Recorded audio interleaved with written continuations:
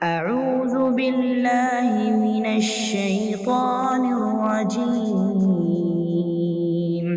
بسم الله الرحمن الرحيم السلام عليكم ورحمة الله وبركاته. إن الحمد لله نحمده ونستعينه ونستغفره ونعوذ بالله من شرور أنفسنا وسيئات أعمالنا. من يهده الله فلا مضل له ومن يضلل فلا هادي له. وأشهد أن لا إله إلا الله وحده لا شريك له وأشهد أن محمدا عبده ورسوله. اللهم صل على محمد وعلى آل محمد كما صليت على إبراهيم وعلى آل إبراهيم إنك حميد مجيد. اللهم بارك على محمد وعلى آل محمد كما باركت على إبراهيم وعلى آل إبراهيم إنك حميد مجيد. يا أيها الذين آمنوا اتقوا الله حق تقاته ولا تموتن إلا وأنتم مسلمون. يا أيها الناس اتقوا ربكم الذي خلقكم من نفس واحدة وخلق منها زوجها وبث منهما رجالا كثيرا ونساء واتقوا الله الذي تساءلون به والأرحام إن الله كان عليكم رقيبا. يا أيها الذين آمنوا اتقوا الله وقولوا قولا سديدا يصلح لكم أعمالكم ويغفر لكم ذنوبكم ومن يطع الله ورسوله فقد فاز فوزا عظيما. أما بعد فإن أصدق الحديث كتاب الله وخير الهدي هدي محمد صلى الله عليه وسلم وشر الأمور محدثاتها وكل محدثة بدعة وكل بدعة ضلالة وكل ضلالة في النار.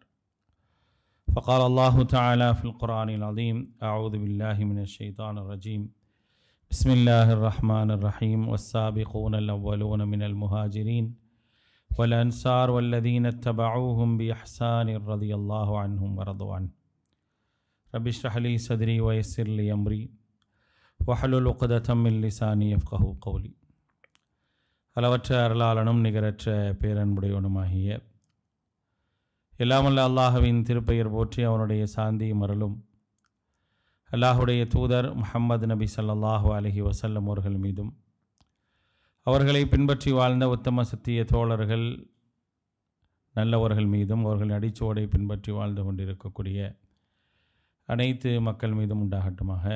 அன்பானவர்களே, அல்லாஹுடைய அருளால் இஷாவுடைய தொழுகைக்கு பிறகு அல்லாஹுடைய உபதேசங்களை கேட்க வேண்டும் என்ற ஒரு நல்ல எண்ணத்திலே நாம் இங்கே அமர்ந்திருக்கின்றோம். அல்ஹம்துலில்லாஹ்.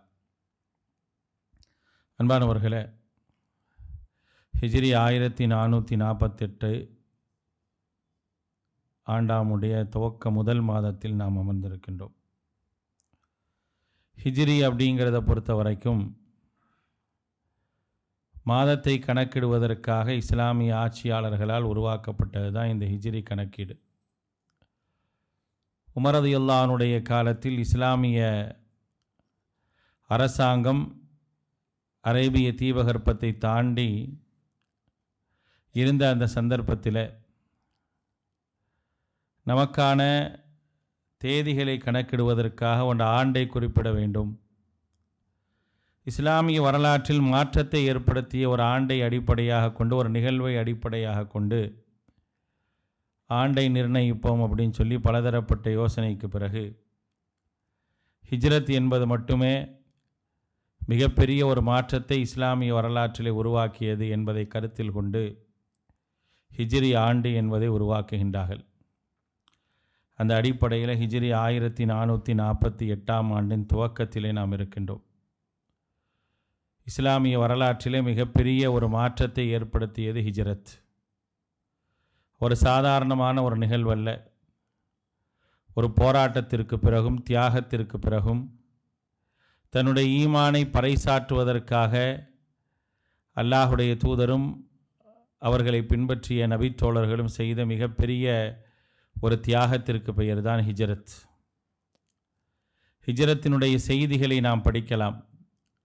வரலாற்றிலே ஹிஜ்ரத்தை பற்றியான செய்திகள் நமக்கு சொல்லப்பட்டிருக்கின்றும் நாம் படித்திருக்கோம். ஆனால் அது நடைமுறையில் எப்படிப்பட்ட சாத்தியத்திற்கு உட்பட்டது அப்படிங்கிற விஷயத்தை எல்லாம் கவனத்தில் கொண்டு நாம் அதை பற்றிய செய்திகளை தெரிந்து கொள்ள வேண்டிய ஒரு அவசியத்தில் இருக்கிறோம். அன்பானவர்களே, ஈமான் அப்படிங்கிற ஒரு விஷயத்திற்கு பின்னால் நம்ம என்ன செய்யணும் அப்படிங்கிற ஒரு நிலை ஒன்று இருக்குது. ஈமானுக்கு பின்னால் அப்படிங்கிற ஒரு கேள்வி எழுப்பப்பட்டது என்று சொன்னால், நான் அல்லாஹ்வை ஏற்றுக்கிட்ட பிறகு என் மீது உள்ள கடமை என்ன அப்படின்னா, நான் தொழுகணும். அதுக்கு அப்புறம் உள்ள கடமை என்னென்னா நோன்பு வைக்கணும். அதுக்கப்புறம் உள்ள கடமை என்னென்னா ஜக்காத் கொடுக்கணும். அதுக்கப்புறம் உள்ள கடமை என்னென்னா ஹஜ்ஜு செய்யணும்.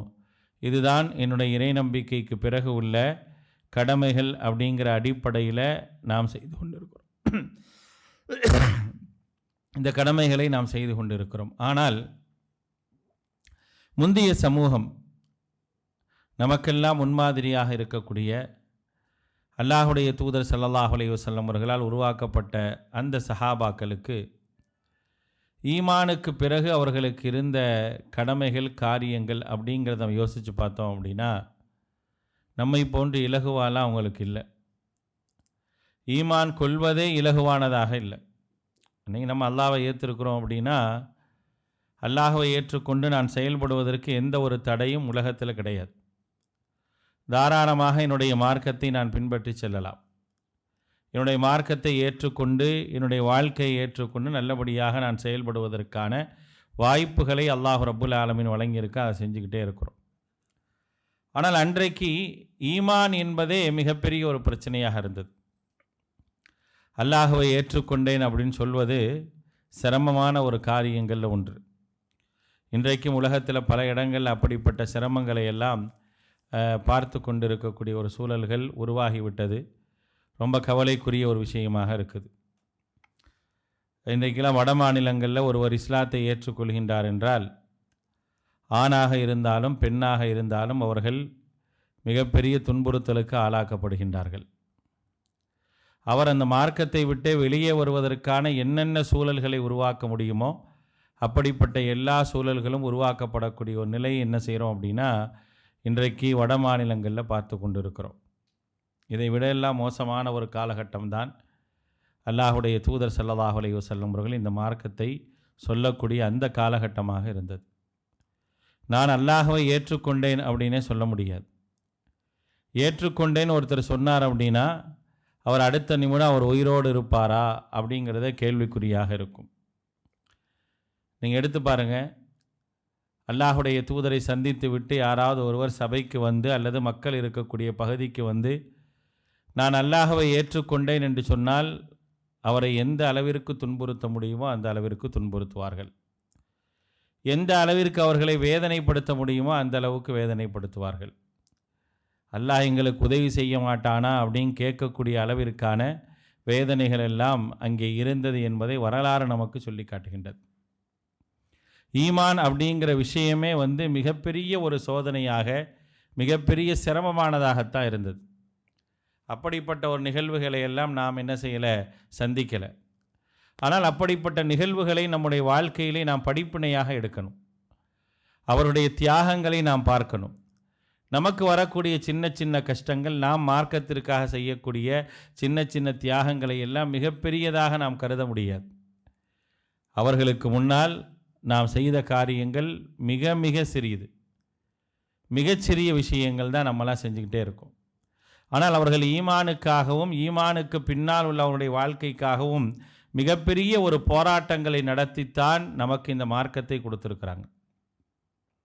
அவர்கள் எப்படிப்பட்டவர்கள் அப்படிங்கிறத அல்லாஹ் ரப்புல் ஆலமீன் புகழ்ந்து சொல்லும் பொழுது, திருமறை குர்ஆனுடைய 9வது அத்தியாயத்தினுடைய 100வது வசனத்தில் சொல்கிறான், வஸ்ஸாபிகூனல் அவ்வலூன மினல் முஹாஜிரீன வல் அன்சார். இந்த மார்க்கத்தில் முந்தியவர்கள், முஹாஜிர்களிருந்தும் அன்சார்களிருந்தும் எவர்கள் இந்த மார்க்கத்தில் முந்தினார்களோ, வல்லதீன தபஊஹும் பிஇஹ்சானின், அவர்கள் எந்த நல்லறங்களின் அடிப்படையில் நடந்தார்களோ அதை அப்படியே எவர்கள் பின்பற்றினார்களோ அவர்களை ரதியல்லாஹு அன் வரது அன்ஹும், அல்லாஹ் அவர்களை பொருந்தி கொண்டான். பிஇஹ்சானின் ரதியல்லாஹு அன்ஹும், அல்லாஹு ரப்புல் ஆலமீன் அவர்களை பொருந்தி கொண்டான் என்று அல்லாஹு ரப்புல் ஆலமீன் திருமறை குர்ஆனில் சொல்லி காட்டுகின்றார். அல்லாஹுடைய திருப்தியை அவர்கள் அடைந்தார்கள். அல்லாஹுடைய திருப்தியை பெறுவது என்பது அவங்களுக்கு சாதாரணமானதாக இல்லை. பொதுவாகவே மனிதனுடைய நிலை எப்படி இருக்கும் அப்படின்னா, யாராவது ஒருத்தர்கிட்ட நாம் நம்மை நிரூபிக்க வேண்டும் என்று சொன்னால் எவ்வளவோ தியாகங்களும் போராட்டங்களும் தேவைப்படுது. ஒரு அலுவலகத்தில் வேலை பார்க்கக்கூடியவர் தன்னுடைய பணிகளின் மூலமாக தனக்கு மேல் உள்ளவர்களுக்கு தன்னை நிரூபிக்க வேண்டிய ஒரு அவசியத்திலும் கட்டாயத்திலும் இருக்கிறாங்க. ஒரு பணியில் இருக்கக்கூடியவர் தனக்கு மேல் பணி தரக்கூடிய ஒருவரிடத்தில் தன்னை நிரூபிக்க வேண்டிய ஒரு அவசியத்தில் வாழக்கூடியவர்களாக இருப்பதை பார்க்குறோம். இதெல்லாம் உலக ஆதாயத்திற்காக. ஆனால் அல்லாஹுடைய திருப்தியை மட்டுமே நோக்கமாக கொண்டு, மறுமையினுடைய வெற்றியை மட்டுமே அடிப்படையாக கொண்டு வாழ்ந்த ஒரு சமூகம் நமக்கு முன்மாதிரியாக இருக்குது. அந்த சமூகத்திற்கு ஈமான் என்பது மிகப்பெரிய ஒரு சிரமமான ஒன்றாகத்தான் இருந்தது. நாங்கள் அல்லாஹுவை ஏற்றுக்கொண்டோம் என்று சொல்ல முடியாது. சொல்கின்றார்கள் என்றால் அடுத்த நிமிடம் அவர்கள் துன்புறுத்தப்படுவார்கள், அடிக்கப்படுவார்கள், வேதனை செய்யப்படுவார்கள். அடிப்பவர்கள் தங்களுடைய உடல் நோகக்கூடிய அளவிற்கு அடிப்பார்கள். எதிரில் உள்ளவனுடைய உடல் நோகுகின்றதா என்று பார்க்க மாட்டாங்க. தன்னுடைய உடல் எந்த அளவுக்கு வலிக்குது, தன்னால் இனிமேல் அடிக்க முடியாது அப்படிங்கிற அந்த மனநிலை வர்ற அளவுக்கு என்ன செய்வாங்கன்னு அடிப்பாங்க. அப்படியெல்லாம் மனிதர்கள் அல்லாஹுவை ஏற்றுக்கொண்ட பிறகு மிகப்பெரிய சிரமத்தை அனுபவித்தார்கள். அந்த சிரமத்திற்கு பின்னால், அப்படிப்பட்ட அந்த ஈமானுக்கு பின்னால் அல்லாஹ் ரப்புல் ஆலமீன் அவர்களுக்கு வேறொரு காரியத்தை விதித்திருந்தார். அதுதான் அல்லாஹுடைய மார்க்கத்திற்காக உங்களுடைய சொந்த இடத்தை விட்டு, உங்களுடைய சொத்து சுகங்களை விட்டு, உங்களுடைய குடும்பங்களை விட்டு, எல்லாரையும் விட்டு என்ன செய்யணும் அப்படின்னா, இந்த இடத்திலிருந்து இன்னொரு இடத்துக்கு என்ன செய்யுங்க, நீங்கள் நாடு துறந்து அல்லாஹுடைய மார்க்கத்தை கடைபிடிப்பதற்காக செல்லுங்கள் என்று சொன்ன அல்லாஹுடைய கட்டளை. சொந்த ஊர் இருக்கும், சொந்த வீடு இருக்கும், மனைவி மக்கள் இருப்பாங்க, சேர்த்து வைத்த சொத்துக்கள் இருக்கலாம். ஹிஜ்ரத் அப்படின்னு சொன்னால் இது எதையுமே எடுத்துகிட்டு போக முடியாது. அப்படி கிளம்பி போகணும். பிளான் பண்ணிலாம் போக முடியாது. ஃப்ரீ பிளான்ட் அப்படிங்கிற ஒரு அடிப்படையாக இங்கே கிடையாது. அல்லாஹ் சொன்னா அப்படின்னா, யாருமே எல்லாரும் தூங்கிட்டு இருக்க நேரத்தில், ஊரே நாடே அசந்து இருக்கக்கூடிய அந்த நேரத்தில், அந்த சமயத்தில் யாரும் பார்க்காமல் இருக்கக்கூடிய அந்த சூழலில் என்ன செய்கிறது, அந்த ஊரை விட்டு போகிறது. போகிற வழியில் என்ன வேண்டுமானாலும் நடக்கலாம் அப்படிங்கிற ஒரு மனநிலையோடு கிளம்பி புதிய ஒரு இடத்திற்கு, அங்கே எப்படிப்பட்ட சூழல்கள் இருக்குமோ என்ற எந்த விதமான எதிர்பார்ப்பும் இல்லாமல் செல்லக்கூடிய ஒரு இடம்தான், செல்லக்கூடிய ஒரு சூழலுக்கு பெயர் தான் ஹிஜ்ரத்துன்னு சொல்லப்படும். அதை என்ன செஞ்சாங்கன்னா சஹாபாக்கள் செஞ்சாங்க. அதாவது இஸ்லாமிய மார்க்கத்தை ஏற்றுக்கொண்ட காலம் முழுக்க சிரமத்தையே அனுபவித்து கொண்டிருந்த மக்கள் அந்த சிரமத்தோடு சிரமமாக இந்த பயணத்தையும் மேற்கொண்டாங்க. பயணத்தில் மேற்கொள்ளக்கூடிய அந்த பயணம் என்பது முழுமையாக சென்றடையுமா என்பதற்கு எந்த விதமான உத்தரவாதம் கிடையாது. முழுமையாக நான் அந்த பயணத்தில் போய் நான் எந்த இடத்தை அடையணுமோ அந்த இடத்தை அடைவேனா அப்படிங்கிறதுக்கு எந்த உத்தரவாதம் கிடையாது. போகக்கூடிய நேரத்தில் மரணம் வரலாம், திரும்ப மீண்டும் பிடித்து கொண்டு வரப்பட்டு வரலாம், மீண்டும் சிறை பிடிக்கப்படலாம். இப்படிப்பட்ட எல்லா சூழல்களும் அங்கே இருந்துச்சு. அப்படிப்பட்ட ஒரு நிலையில்தான் என்ன செய்கிறாங்க அப்படின்னா, அல்லாஹுடைய மார்க்கத்திற்காக அவர்கள் ஹிஜ்ரத் செஞ்சு போகிறாங்க. இறை நம்பிக்கைக்கு பிறகு இஸ்லாமியர்கள் மீது விதிக்கப்பட்ட தலையாய கடமைகளில் ஒன்றாக ஹிஜ்ரத் இருந்துச்சு. நம்மளாம் புனியல் இஸ்லாமு அலா ஹம்ஸின்னு படிச்சிருப்போம். இஸ்லாம் 5 காரியங்கள் மீது விதிக்கப்பட்டிருக்கின்றது. முதலாவது என்ன பாய்? இஸ்லாமிய கடமைகள் எத்தனை? ஈமானுடைய அடிப்படைகள் 6. சரி, இந்த 5 கடமைகள் என்னது? முதலாவது கலிமா, 2வது தொழுகை, 3வது நோன்பு, 3வது ஜக்காத்து, 4வது நோன்பு, 5வது ஹஜ். இதுதான் கடமை அப்படின்னு நினச்சிட்ருக்கோம். பெரும்பாலும் நம்மள்ட்ட என்ன இருக்குன்னா, கலிமா சொன்ன பிறகு தலையாய கடமை என்னது? தொழுகை. நம்ம அந்த தொழுகை என்ன செய்கிறோம்? ஆரம்பிச்சிடுறோம்.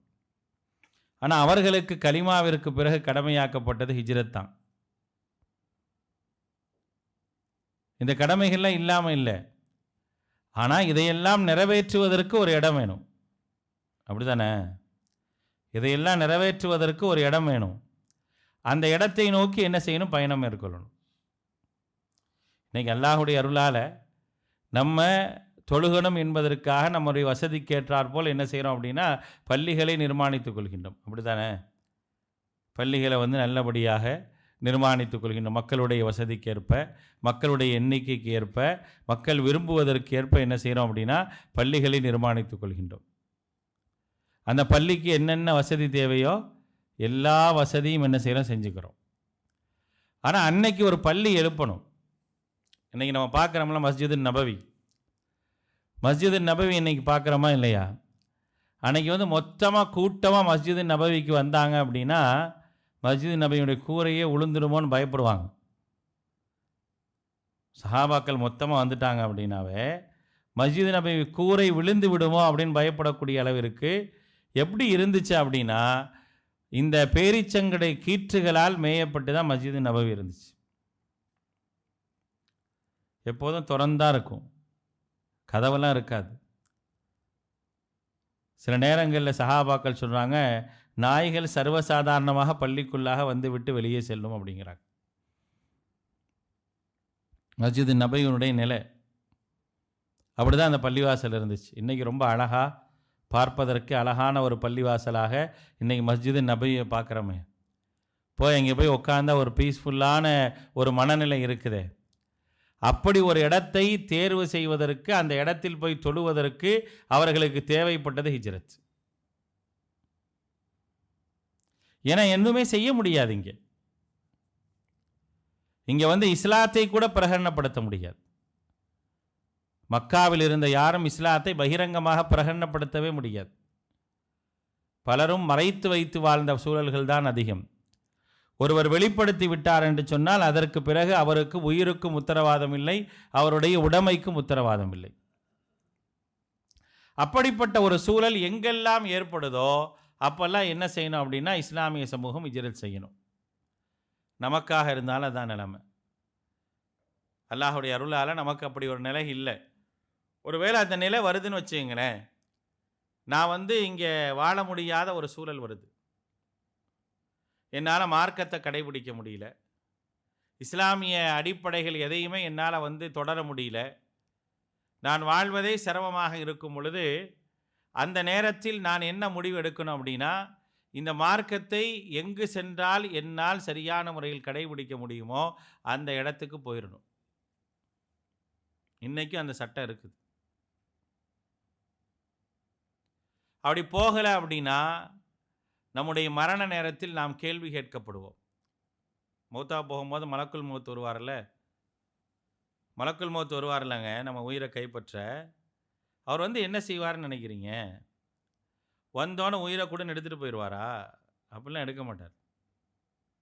வந்தோன்னே கொடு உயிரை, என் டியூட்டி அதுதான். அவருக்கு நிறைய டியூட்டி எல்லாம் கொடுத்துருக்குறான். கேள்வி கேட்பார். அவர் உட்காந்து அவர் கேள்வி கேட்பார். யார் இந்த உலகத்தில் முஸ்லீமாக இருந்து இஸ்லாமிய மார்க்கத்தை கடைபிடிக்காமல் நான் இஸ்லாத்தை வெளிப்படுத்தினால் எனக்கு தர்ம சங்கடங்கள் ஏற்படும், என்னை மக்கள் அடிப்பார்கள், துன்புறுத்துவார்கள், அதனால் பேரளவில் நான் வெளியே காட்டாமல் இருந்து வாழ்ந்துட்டு போயிடலான்னு நினச்சி யாராவது ஒரு ஊர்லேயோ ஒரு நாட்டிலையோ வாழ்ந்தாங்க அப்படின்னா அவங்கள்ட்ட கேட்பாங்க, காலு ஃபீம குந்தும் அப்படின்னு கேட்பாங்க. இன்னல்லதீன தவஃபாஹுமுல் மலாயிகத்து தாலிமி அன்ஃபுஸஹும் காலு ஃபீம குந்தும். தங்களுக்கு தாங்களே மார்க்கத்தை கடைபிடிக்காமல் அநியாயம் செய்த மக்களிடத்தில் மலக்குல் மௌத் வருவார். உயிரை கைப்பற்றதுக்கு முன்னால் கேட்பார், காலு ஃபீம குந்தும், எப்படி இந்த நாட்டில் இருந்தீங்க அப்படின்னு கேட்பார். அவருக்கு மார்க்கத்தை கடைபிடிக்கக்கூடிய சூழலை இல்லாத ஒரு இடத்துல என்ன செஞ்சார் அப்படின்னா தான் உண்டு தான் வேலை உண்டுன்னு இருந்தார்னு வச்சுங்க. அவர்கிட்ட கேட்பாங்க, காலு ஃபீம குந்தும், நீங்கள் எப்படி இருந்தீங்க? அப்போ அவர் சொல்லுவார், குன்னா முஸ்தலாஃபீன ஃபில் அர்த், பூமியில் நாங்கள் ரொம்ப சிறுபான்மையாக இருந்தோம், பலவீனமானவர்களாக இருந்தோம், அதனால் நாங்கள் என்ன செய்யலை, எங்களால் ஒன்றுமே செய்ய முடியல அப்படின்னு சொல்லுவாங்க. சொல்லும்போது அல்லாஹ் கேட்பான், அலம் தக்குன் அருதுல்லாஹி வாசியா, பூமி விசாலமானதா இல்லையான்னு ஒரு கேள்வி அங்கே கேட்கப்படும். அலம் தக்குன் அருதுல்லாஹி வாசியா, அல்லாஹு தாலா இந்த பூமியை விசாலமாக ஆக்கலையா? நீ ஏன் இங்கே உன்னால் இந்த மார்க்கத்தை கடைபிடிக்க முடியலன்னா கடைபிடிக்கக்கூடிய இடத்துக்கு ஏன் நீ போகல அப்படிங்கிற ஒரு கேள்வி இருக்குங்க. யாருக்கு அப்படின்னா, யார் ஒரு இடத்திலோ ஒரு ஊரிலோ ஒரு நாட்டிலோ ஒரு நகரத்திலோ இஸ்லாமிய மார்க்கத்தை கடைபிடிக்காமல் கடைபிடிப்பதற்கு வாய்ப்புகள் தடுக்கப்பட்டோ அல்லது கடைபிடிப்பதற்கு வாய்ப்புகள் இல்லாத ஒரு இடத்தில் ஒரு மனிதன் பெயரளவில் முஸ்லீமாக வாழ்ந்துவிட்டு எப்படியோ இருந்தால் போதும், உயிர் பொழைச்சி நான் இருந்தால் போதும், என் சொத்து சுகத்தை காப்பாற்றிக்கிட்டா போதும் அப்படிங்கிற மனநிலையில் ஒருத்தன் இருந்தான் அப்படின்னா அவன்கிட்ட அல்லாஹ் கேட்பான், மலக்குல் மௌத் கேட்பாரு, அலம் தக்குன் அருதுல்லாஹி வாசியா, பூமி விசாலமாக இல்லையா, அல்லாஹ் உனக்கு விசாலமாக ஆக்கலையா, ஃபத்துஹாஜிரு ஃபீஹா, அங்கே நீ ஹிஜ்ரத் செஞ்சு போயிருக்க வேண்டாமான்னு கேட்பான்ல. ஏன்னா ஒரு முஸ்லீம் என்று சொன்னால் அவர் அல்லாஹுடைய மார்க்கத்தை அல்லாஹுடைய கட்டளைகளை கடைபிடிக்கணும். கடைபிடிப்பதற்காகத்தான் கடமைகளை அல்லாஹ் நிர்ணயிச்சிருக்கிறான். அந்த கடமையை செய்ய முடியாமல் ஒரு சூழலில் ஒருத்தர் இருந்தான்னு வச்சுங்க, அவன் அங்கே இருக்கவே கூடாது. எனக்கு வாய்ப்பு இல்லை அப்படின்னா இருக்கக்கூடாது. இன்றைக்கி என்ன சமூகத்துடைய அவலம்னா, எல்லாமே கடைபிடிப்பதற்கான வாய்ப்புகள் இருந்தும் இஸ்லாமிய கடமைகளை புறக்கணிக்கக்கூடியவர்கள் தான் அதிகமாக இருக்காங்க. அவனுடைய நிலையெல்லாம் என்ன ஆகுமான்னு தெரில. அல்லாஹுடைய மார்க்கத்தை கடைபிடிப்பதற்கான சூழல் இல்லாமல் ஒருத்தன் இருக்கிறவன்ட்டே எல்லாம் கேள்வி கேட்குறானா, எல்லா வாய்ப்புகளும் இருந்து என்ன செய்கிறாங்க? எத்தனை மக்கள் அல்லாஹுடைய கடமையை செய்கிறாங்க? எத்தனை மக்கள் அல்லாஹுடைய கட்டளை நிறைவேற்றுறாங்க? எத்தனை பேர் மார்க்கத்தை சரியான முறையில் கடைபிடித்து வாழ்கிறாங்க? யோசிச்சு பாருங்க. அப்போ அவர்களுடைய நிலையெல்லாம், அவர்களுடைய சூழல்கள்லாம், அவங்க எவ்வளோ பெரிய குற்றவாளிகளாக பார்க்கப்படுவாங்க. அவர்களுக்கு எவ்வளோ பெரிய தண்டனைகள் அல்லாஹ் தருவான். யோசிச்சு பாருங்க. அப்போ நான் முஸ்லீமாக ஈமானை அல்லாஹவை ஏற்றுக்கொண்டு ஈமான் கொண்டவனாக இருந்தால் அந்த ஈமானுக்கு பிறகு நான் என்னென்ன செயல்களை செய்யணுமோ அந்த செயலெல்லாம் என்கிட்ட இருக்கணும். அப்படி இல்லை அப்படின்னா நான் குற்றவாளி. என்னால் அந்த செயல்களை எல்லாம் செய்ய முடியலன்னா செய்யக்கூடிய இடத்திற்கு நான் கிளம்பி செல்ல வேண்டும். இதை மார்க்கம் சொல்லுது. கிளம்பி செல்லணும்.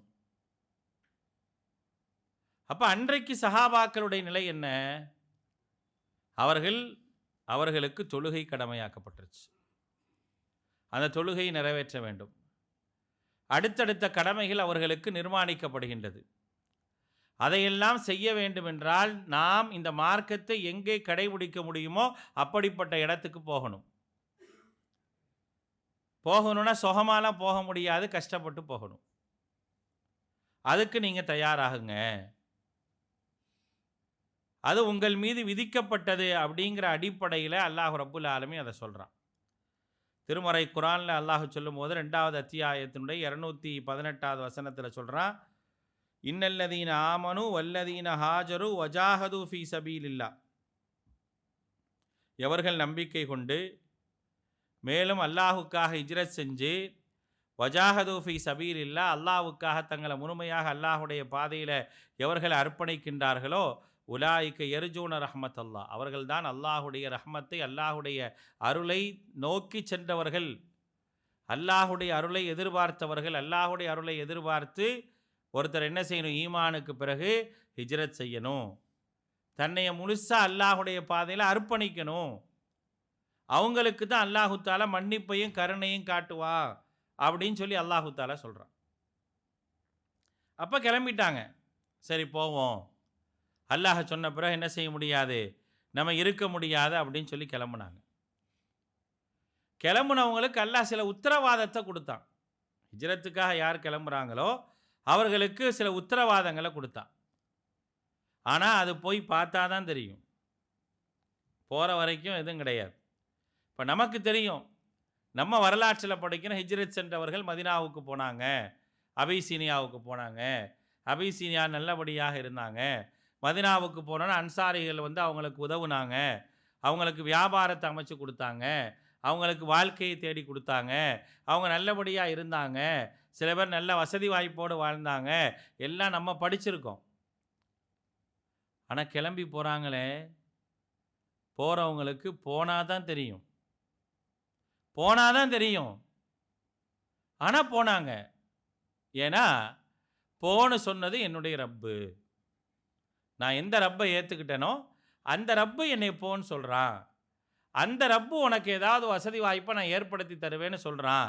அப்போ அந்த ரப்பு சொன்னான் அப்படின்னா நம்ம கிளம்பணும். கிளம்பாமல் என்ன செய்யக்கூடாது, நம்ம இருக்கக்கூடாது. அப்படிங்கிறதுக்காக என்ன செஞ்சாங்க அப்படின்னா அவங்க கிளம்பி போனாங்க. போகிற வழியில் ஒருவேளை மரணம் ஏற்பட்டு விட்டால் அதுக்கும் வாய்ப்பு இருக்குது. மரணம் ஏற்பட்டு விட்டால் ஃபக்கது வக்கா அஜ்ருஹு அலல்லாஹ், அவருடைய கூலி அல்லாஹ்ட்ட இருக்குது. சரி, போகிற வழியில் என்ன செய்ய முடியும், போய் சேர்ற வரைக்கும் எந்த உத்தரவாதமும் கிடையாது. அதாவது அல்லாஹுடைய தூதர் ஹிஜ்ரத் போனாங்க. ஒரு நீண்ட செய்தியாக அல்லாஹுடைய தூதருடைய ஹிஜ்ரத்தை நீங்கள் பார்க்கலாம். தன்னுடைய வீட்டுக்கு வாசலில் ஒரு பெருங்கொண்ட கூட்டம் கொல்றதுக்காக நிற்கிது. குறைஷிகளுடைய ஒவ்வொரு கோத்திரத்திலிருந்தும் ஒரு வாலிபரை தேர்ந்தெடுத்து அபூஜஹலுடைய தலைமையில் எல்லாரும் ரெடியாக நிற்கிறாங்க. முகமது வெளியே வருவார், ஸல்லல்லாஹு அலைஹி வஸல்லம் அவர்களை கொண்டுறணும் அப்படின்னு. அங்கேருந்து தப்பிச்சு வராங்க. அல்லாஹு தாலா அவர்களுக்கெல்லாம் ஒரு விதமான உறக்கத்தை கொடுத்து அவருடைய பார்வையை மங்க செய்து அல்லாஹுடைய தூதர் என்ன செஞ்சாங்க, அவங்க எங்கே இருக்கிறாங்க அந்த வழியிலே நடந்து வந்தாங்க. வந்துட்டு நேராக என்ன செய்கிறாங்க, அங்கேருந்து அபூபக்கர் சித்திக் ரலியல்லாஹு அன்ஹு வீட்டுக்கு போகிறாங்க. அபூபக்கர் சித்திக் ரலியல்லாஹு அன்ஹு வீட்டுக்கு போய் அபூபக்கர் சித்திக் ரலியல்லாஹு அன்ஹு கூப்பிட்டுட்டு நேராக சவுரு குகைக்கு போகிறாங்க. மதினாவிற்கு நேர் மாற்றமாக இருக்கக்கூடிய ஒரு ரோடு. மதினாவுடைய வழியும் கிடையாது, மதினாவிற்கு நேர் மாற்றமாக இருக்கக்கூடிய அந்த பகுதியை நோக்கி பயணிக்கிறாங்க. ஏன்னா நம்ம இல்லை அப்படின்னா நாளைக்கு இந்த பாதையில் நம்மளை தேடி வருவாங்க, விரட்டி வருவாங்க. அதனால் நம்ம உடனே கிளம்பி போக முடியாது. என்ன செய்கிறாங்க, போகிறாங்க.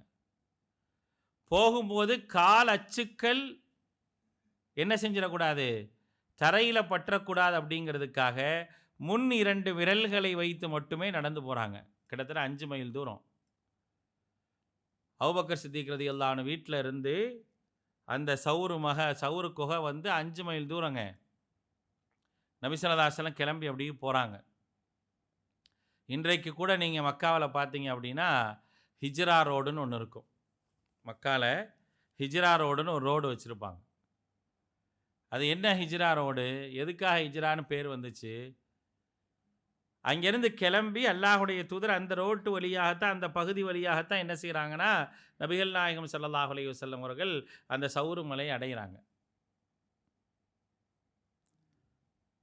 அப்போ இன்றைக்கி அது ரோடாக இருக்குது, நல்ல ரோடு, பஸ்ஸுகள் வருது, கார்கள் வருது, நடந்து போகிறதுக்கு நல்லா இருக்குது. தொழுகை நேரம் வந்தால் அந்த இடத்துல பாயை விரிச்சோம், முசல்லா விரிச்சோம், மக்கள் தொழுகிற மாதிரியான சூழல் இருக்குது. ஆனால் அன்னைக்கு வெறும் மணல் திட்டுக்கள் தான், மேடு பள்ளங்கள் நிறைந்த மணல் திட்டும் பாலைவனம் தான்.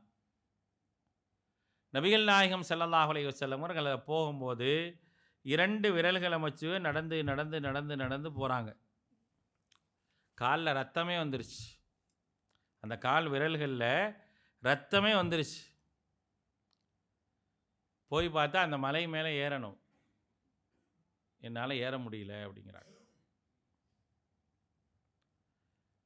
இன்னும் போகவே இல்லை, பயணமே ஆரம்பிக்கலை. ஆரம்பிப்பதற்கு முன்னால் உள்ள சிரமங்களை பாருங்கள். அப்போ சிரமத்தோடு தான் என்ன செய்யணும் அப்படின்னா ஹிஜ்ரத் பண்ணணும். ஏன்னா நீங்கள் சிரமப்பட்டு ஹிஜ்ரத் பண்ணி போனீங்க அப்படின்னா உங்களுக்கான வசதி வாய்ப்பு இங்கே இருக்குது. எஜிது ஃபில் அர்தி முராகமன் கசீரம் வஸா அப்படிங்கிறான் அல்லாஹு தஆலா. நீங்கள் போங்க, போன பிறகு உங்களுக்கு எல்லா விதமான வசதி வாய்ப்புகளையும் நம்ம தருவோம். போய் பார்த்தா தான் ஒரு உத்தரவாதம். இங்கேருந்து நம்ம ஒரு பயணம் மேற்கொள்கிறோம் அப்படின்னா எல்லா செட்டப்போடு போவோம். உதாரணத்துக்கு இங்கேருந்து மக்காவுக்கு போகிறோம், ஹஜ்ஜுக்கு போகிறோம், உம்ராவுக்கு போகிறோம் அப்படின்னா நான் எங்கே தங்கணும் டிசைட் பண்ணிட்டு போகிறேன், என்ன மாதிரியான சாப்பாடு வேணும் டிசைட் பண்ணிட்டு போகிறேன், என்ன மாதிரியான டிரான்ஸ்போர்ட் வேணும் டிசைட் பண்ணிட்டு போகிறேன், எல்லாமே பிளான் பண்ணி போவேன். போய் ஏதாவது ஒரு நாள் சொதப்புனா கூட என்னால் தாங்கிக்க முடியாது. இது நம்முடைய மனநிலை அதுதான். ஆனால் எதுவுமே போகிற வழியில் ஏதாவது கிடைக்குமா? வாய்ப்பில்லை.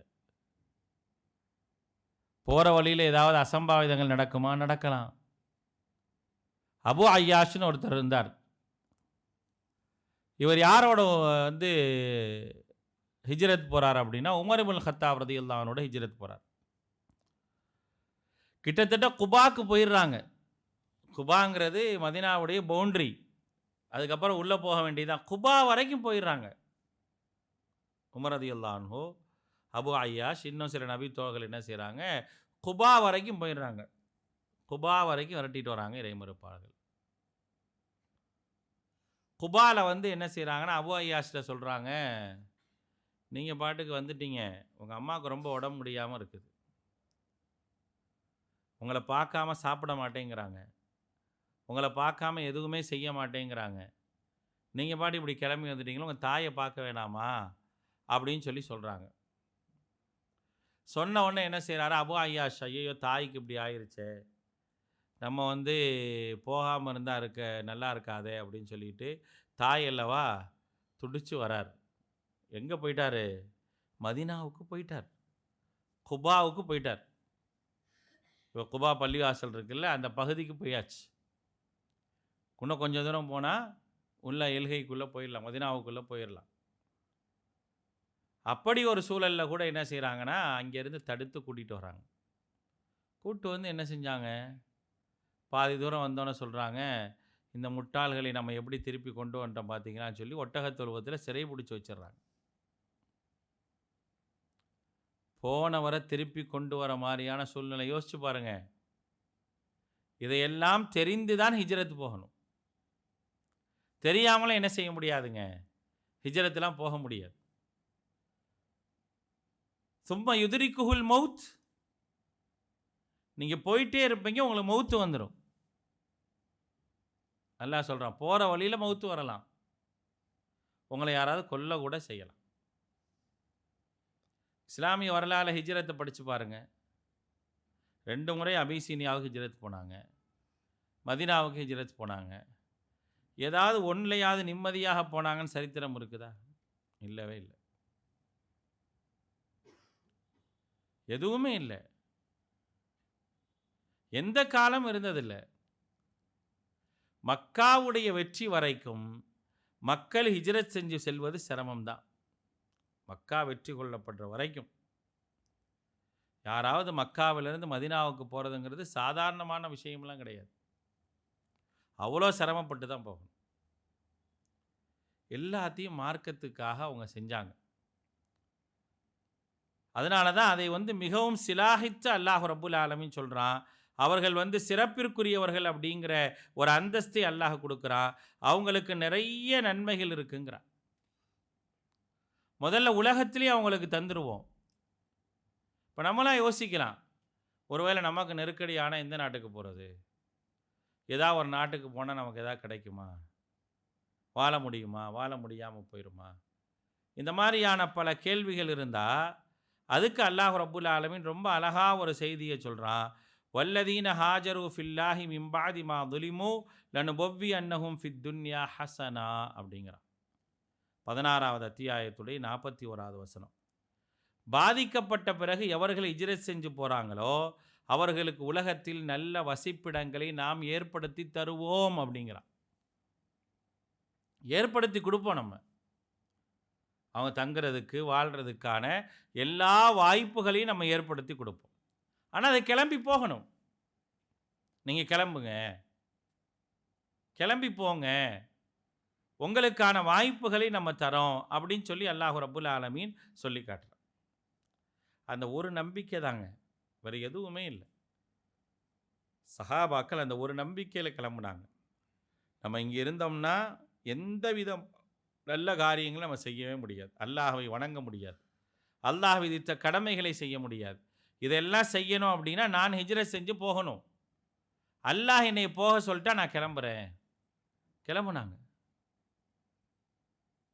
மனைவி இருக்கும், பிள்ளைகள் இருப்பாங்க, அவங்க வரமாட்டேன்னு சொல்லுவாங்க. பரவாயில்ல, நீங்கள் வராதீங்க, நாங்கள் போகிறோன்ட்டு போயிடுவாங்க. நீங்கள் வரலைன்னா பரவாயில்ல, நாங்கள் போகிறோம், நாங்கள் போய் தான் ஆகணும். உன்னை பார்ப்பதா அல்லாஹுடைய திருப்தியை பார்ப்பதானா, எனக்கு அல்லாஹுடைய திருப்தி தான் வேணும்னு கிளம்பிடுவோம். அதாவது பாசம், நேசம், அன்பு எல்லாத்தையும் தூக்கி எறிஞ்சிட்டு பண்ணக்கூடிய தியாகம் இது. பெற்றவங்க இருப்பாங்க, அவங்க மேலே பாசம் வைக்கணும். முஸாப் இப்னு உமைர் ரலியல்லாஹு அன்ஹு அவர்கள்லாம் அல்லாஹுடைய தூதர் சஹாபாக்கள்லாம் போகிறதுக்கு முன்னால் மார்க்கத்தை அறிமுகப்படுத்துவதற்காக அனுப்பி விடுறாங்க. ரொம்ப பாசக்கார தாயை விட்டு தப்பித்து மதீனாவுக்கு போகிறாங்க. தப்பிச்சு தான் போகிறாங்க. ஏன்னா அவங்க இஸ்லாத்துக்கு வந்துட்டாங்கன்னு அவங்க அம்மா வீட்டிலேயே சிறை பிடிச்சி வச்சுட்டாங்க, ஹவுஸ் அரெஸ்ட். வீட்டுக்குள்ளே இருக்கணும். விதவிதமாக ஆடையை அணிவித்து அழகு பார்த்த தாய் ரொம்ப அழகு பார்த்தாங்க அவங்கள. நல்ல ஆடைகள் விடுக்கப்பட்டு நல்ல நறுமணங்கள் பூசப்பட்டு என்ன செய்வான், மக்கா மாநகரத்தில் வீதி உலா வந்தவர் தான் யார், முஸாப் இப்னு உமைர். மதீனாவுக்கு போகும்போது ஒன்றுமே இல்லை, மொத்தமாகவே ஒரே ஒரு முரட்டுத்தனமான ஒரு ஆடை மட்டும்தான் இருந்துச்சு. அதோடு என்ன செஞ்சார், மதீனாவுக்கு போயிடுறார். சொத்து சுகம் எல்லாத்தையும் தூக்கி எறிஞ்சிட்டார், எதுவுமே இல்லையே. அவரை மரணிக்கும் வரை, மரணித்தப்போ கூட அவருக்கு முழுப்பையாக அவருக்கு கஃன் இடுவதற்கு கூட ஒன்றும் இல்லாத நிலைமை தான். அல்லாஹுடைய தூதர்லாம் அவரை அந்த ஜனாசாவுடைய கோலத்தில் வந்து அந்த உஹது போர்க்களத்தில் பார்க்குறாங்க. நபி ஸல்லல்லாஹு அலைஹி வஸல்லம் கூப்பிட்றாங்க, கொஞ்சம் வாங்க, அல்லாஹுடைய தூதரே கொஞ்சம் வாங்க. வந்தால் முஸாப் கிடக்கிறார். அப்படி பார்த்த உடனே நபி ஸல்லல்லாஹு அலைஹி வஸல்லம் வந்து அப்படி ஆடி போயிடுறாங்க. என்ன அப்படின்னு கேட்கும்போது அவங்க அப்படி பார்க்குறாங்க. அவர் எந்த ஆடை அணிந்திருந்தாரோ அந்த ஆடையை வச்சு கஃன் இடுவதற்காக தலையை மூடுறாங்க. மூடினோன்னே கால் தெரியுது. சரி, இன்னும் கொஞ்சம் இழுங்களேன் அப்படின்னா இழுத்தா தலை தெரியுது. அல்லாஹுடைய தூதரால் என்ன செய்ய முடியல அப்படின்னா அதை ஜீரணிச்சிக்கவே முடியல. சொல்கிறாங்க, அதாவது இந்த கதறல் அப்படின்னு சொல்லுவாங்கள்ல, ஒப்பாரி வச்சு அழுகிறது இல்லை. தான் பார்த்த ஒரு காட்சியை, அந்த கவலையை, அந்த துக்கத்தை வெளிப்படுத்த முடியாமல் ஒரு விதமான சோகத்தோடு வெளியே வரக்கூடிய வார்த்தை அது. அல்லாஹுடைய தூதர் சொன்னாங்க, முஸாபே உங்களுக்கா இந்த நிலைமை அப்படின்னாங்க. உங்களை நான் எப்படி பார்த்துருக்கேன், உங்களை நான் எவ்வளவு அழகாக பார்த்துருக்கிறேன். மக்காவினுடைய வீதிகளிலே காலை மாலை என்று விதவிதமாக ஆடை உடுத்தி வந்த உங்களுக்கு உங்களை மூடுவதற்கு கூட ஒரு ஆடை இல்லாத ஒரு நிலை ஆயிற்றே அப்படின்னு சொல்லி அல்லாஹுடைய தூதர் தன்னுடைய துக்கத்தை வார்த்தைகளால் வெளிப்படுத்தினாங்க. அப்படி தான் போனாங்க, எல்லாத்தையும் விட்டுட்டு போயிட்டாங்க.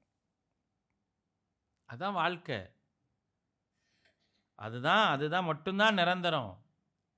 அதுக்காக நாங்கள் என்ன வேணால் செய்வோன்னு போனோம். இது மாதிரி எத்தனையோ மக்கள் ஹிஜ்ரத்.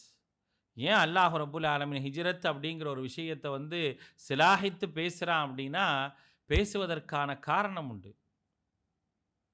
ஒரு சமூகம் ஒட்டுமொத்தமாக திரும்பி வருவோமா வரமாட்டோமான்னு எந்த விதமான உத்தரவாதம் இல்லை. நபிகள் நாயகம் ஸல்லல்லாஹு அலைஹி வஸல்லம் ஹிஜ்ரத் போகும்போது காபத்துல்லாவை திரும்பி பார்த்து மக்காவை பார்த்து சொல்கிறாங்க, உன்னை எனக்கு ரொம்ப பிடிக்கும், நான் இதை அதிகமாக உன்னை நேசிக்கிறேன், ஆனால் இங்கே என்னால் இருக்க முடியாமல் என்ன செய்கிறேன், ஒரு கவலையோடு இதை விட்டு போகிறேன் அப்படின்னாங்க. அல்லாஹ்வுடைய அப்படி தான் போனாங்க. அவர்கள் நேசித்த இடம் மக்கா மாநகரம். அல்லாஹுடைய ஆலயம் எப்பொழுதுமே அங்கே தான் இருப்பாங்க. நபித்துவத்திற்கு முன்னாலும் நபித்துவத்திற்கு பின்னாலும் அங்கேயே தான் கிடப்பாங்க.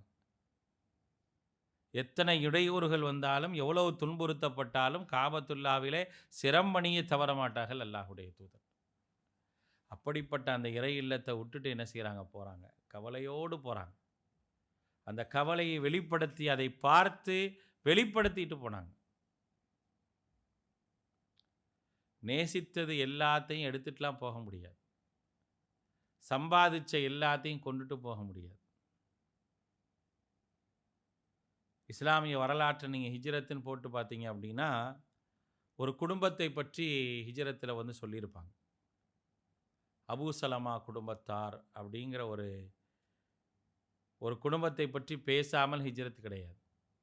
அபூ சலமாவின் குடும்பத்தார். அபூ சலமா, அவருடைய மனைவி உம்மு சலமா, அவருடைய பிள்ளை சலமா. ஆரம்பத்தில் இஸ்லாத்தை ஏற்றுக்கிறாங்க. குடும்பத்தோட ஹிஜ்ரத் பயணம் மேற்கொள்கிறாங்க. குடும்பத்தோட எல்லாருமே ஒன்றா கிளம்புறாங்க. ஒன்றா கிளம்பி மதினாவுடைய அன்னைகளை எப்படி பண்ணுவாங்க அப்படின்னா, ஹிஜ்ரத்துக்கு யாராக போகிறா, உன் குடும்பத்தில் யார் போகிறா, உன் குடும்பத்தில் யார் போகிறா, உன் குடும்பத்தில் யார் போகிறா, அவங்கள தடு அவங்கள தடு அவங்கள தடு, தடுக்கிற வேலையை நீ தான் பார்க்கணும்னு சொல்லி அந்த குடும்பத்தாரையே தூண்டி விடுவாங்க. விருப்பம் இருந்தாலும் இல்லைனாலும் என்ன செய்யணும் அப்படின்னா தடுக்கணும். குடும்பம் இவன் போயிடக்கூடாது, தடுக்கிற வேலையை பார்க்கணும் குடும்பத்தார்கள். சரி பரவாயில்ல போகட்டும், அவர் ஒரு கொள்கையை ஏற்றுக்கிட்டாங்க, அந்த கொள்கையின் அடிப்படையில் இருக்கட்டும் அப்படின்னு என்ன செய்ய முடியாது, குடும்பத்தாரை விட்டுட்டு சும்மா இருக்க முடியாது. விடமாட்டாங்க. மக்காவுடைய தலைவர்கள் விடவே மாட்டாங்க, விரட்டிக்கிட்டே இருப்பாங்க.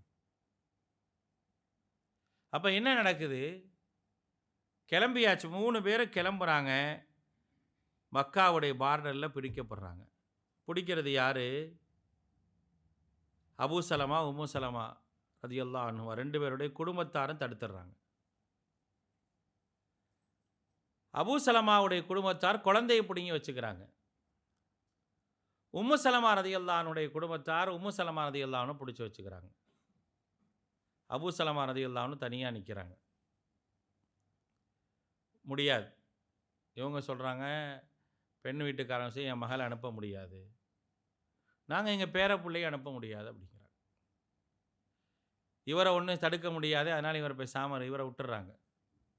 இதுதான் இங்கே நிலைமை. அப்போ இவர் என்ன செய்கிறாருன்னா, ஒரு கட்டத்தில் மனைவி அல்லாஹுடைய மார்க்கத்தை ஏற்றுக்கொண்டவர்கள், ஏதும் அறியாத குழந்தை, அப்படி இருக்கும் பொழுது இவர் என்ன முடிவு எடுக்கிறார் அப்படின்னா, அடுத்த நொடியே அவர் எடுத்த முடிவு என்னென்னா, நான் இங்கேருந்து போகிறதுக்கு, ஹிஜ்ரத் போகிறதுக்கு என் மனைவியும் என் பிள்ளை தான் தடனா, அவங்க 2 பேரும் வேணான்ட்டு கிளம்பி போயிடுறார். ஏன்னா எனக்கு அல்லாஹு தாலா சொல்லிட்டா நீ போ அப்படின்ட்டா நான் போகிறேன். கிளம்பி போயிட்டாங்க. அதுக்கப்புறம் 1 வருடம் கழித்து தான் பிள்ளையை தூக்கிட்டு உம்மு சலமா ரலியல்லாஹு அன்ஹா போகிறாங்க. எங்கு கணவரை பிரிந்தார்களோ, பிள்ளையை பிரிந்தார்களோ, தினமும் அந்த இடத்துக்கு வந்து அழுதுகிட்டே இருப்பாங்க. ஒரு சிறந்த கணவர் நம்மோடு இல்லையே, நம்ம பிள்ளை நம்மளோட இல்லையே அப்படின்னு 1 வருஷமாக அவங்க அப்படி படுற கவலையை பார்த்து 2 குடும்பமும் இறக்கப்பட்டு உம்மு சலமா ரலியல்லாஹு அன்ஹாவை அனுப்பிவிட்டாங்க. அன்பானவர்களே, நம்ம படிக்க வேண்டிய, படிப்பினை பெற வேண்டிய விஷயங்கள் வந்து நிறைய செய்திகளை இஸ்லாமிய வரலாறு நமக்கு சொல்லி காட்டுது. அதையெல்லாம் நம்ம வந்து படித்து பார்த்தோம் அப்படின்னா, நம்முடைய ஈமானை எந்த அளவுக்கு நம்ம சரி செய்து கொள்ளணும், நம்ம எந்த அளவுக்கு ஈமானிய உணர்வோடு இருக்கணும், அல்லாஹ்வின் மீது எந்த அளவுக்கு நம்பிக்கை வைக்கணும், அல்லாஹுடைய மார்க்கத்திற்காக எப்படி நம்மளை அர்ப்பணிக்கணும் அப்படிங்கிற விஷயத்தை எல்லாம் கண்டிப்பாக கற்றுக்கொள்ளலாம். அப்படிப்பட்ட ஒரு அழகான ஒரு படிப்பினைக்குரிய ஒரு பயணம்தான் ஹிஜ்ரத் பயணம். அந்த பயணத்தினுடைய சில செய்திகளை மட்டும்தான் நான் சொல்லியிருக்கிறேன். நீண்ட செய்திகள், இஸ்லாமிய வரலாற்றில் குறிப்பிடப்படக்கூடிய அந்த செய்திகள் எல்லாம் படித்தோம் அப்படின்னா, உண்மையிலேயே நம்முடைய வாழ்க்கையில், நம்முடைய ஈமானிய உணர்வில், ஈமானிய உறுதியில், அல்லாஹ் மேலே உள்ள நம்பிக்கையில் நிறைய மாற்றங்கள் வரும். அப்படிப்பட்ட மாற்றத்திற்கான நல்ல சிந்தனை உடையவர்களாக எல்லாம் வல்ல அல்லாஹ் உங்களையும் என்னையும் ஆக்கியல் புரிவானாக. வாஹிர் தஅவானா அனில் ஹம்துலில்லாஹி ரப்பில் ஆலமீன். வஸ்ஸலாமு அலைக்கும் வரஹ்மத்துல்லாஹி வபரகாத்துஹு. சுப்ஹானக்கல்லாஹும்ம வபிஹம்திக அஷ்ஹது அன் லா இலாஹ இல்லா அன்த அஸ்தக்ஃபிருக வ அத்தூபு இலைக்.